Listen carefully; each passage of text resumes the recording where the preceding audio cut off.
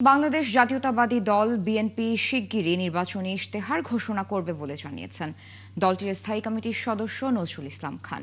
শুক্রবার রাজধানীর জিয়া উদ্যানে প্রয়াত বিএনপি চেয়ারপারসন বেগম খালেদা জিয়ার জীবন ও কর্ম নিয়ে আয়োজিত আলোকচিত্র প্রদর্শনী পরিদর্শন শেষে গণমাধ্যম কর্মীদের সঙ্গে আলাপকালে এমনটা জানান তিনি। দলের মধ্যে যারা দলের সিদ্ধান্তের বাইরে যারা প্রার্থী হয়েছে সেটাকে দেখা, সে ব্যাপারে ব্যবস্থা নেওয়ার দায়িত্ব কিন্তু দলের, নির্বাচন পরিচালনা করে কিনা। তারপরেও আমরা যেটা বলবো সেটা হলো যে দেখেন, আমাদের মতো একটা এত বড় দলে যোগ্য প্রার্থী প্রচুর, সেখানে অনেকেই দলের সিদ্ধান্ত মনে করেছে আর কি যে এই সিদ্ধান্তের চেয়ে তাকে যদি মনোনীত করা হতো তাহলে আরও ভালো হতো। তো তারা সেই জন্য চেষ্টা করছে এবং প্রত্যাহারের সময় শেষ হয় নাই। আমরা আহ্বান জানিয়েছি তাদেরকে যে দলের সিদ্ধান্তের প্রতি যেন তারা শ্রদ্ধাশীল হয়ে তারা মনোনয়নপত্র প্রত্যাহার করে।